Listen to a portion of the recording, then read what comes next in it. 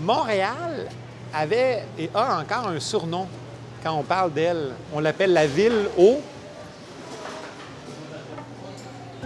Il y a quelque chose qui est prédominant à Montréal. La ville au 100... Aux 100 pignons, aux 100 sommets, aux 100 montagnes, aux 100 îles, aux 100... Je partais pour dire au cône orange, mais je suis hors. C'est déplacé. Aux 100 clochers. Aux 100 clochers? Oui. Oui, j'aurais dû y penser. Montréal, la ville aux 100 clochers. Il faut savoir que lors de sa première visite à Montréal, le célèbre auteur Mark Twain aurait déclaré Montréal la ville aux 100 clochers. Et l'origine de ce surnom est quand même contestée.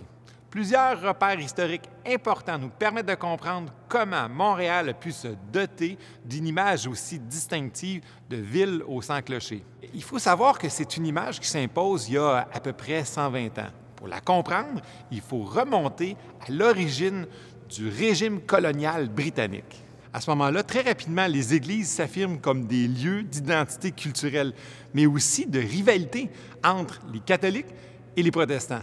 Après l'arrivée des loyalistes britanniques, la fierté identitaire canadienne-française se traduit souvent par une réponse architecturale catholique très présente.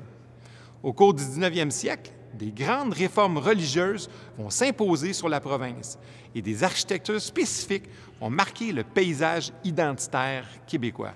À la fin du 19e siècle, Montréal compte une multitude de confessions religieuses, mais s'affirme quand même comme la Rome de l'Amérique, sous l'impulsion de Monseigneur Bourget, mais aussi de projets flamboyants comme la construction de la superbe cathédrale Marie-Reine du Monde, réplique de la basilique Saint-Pierre de Rome.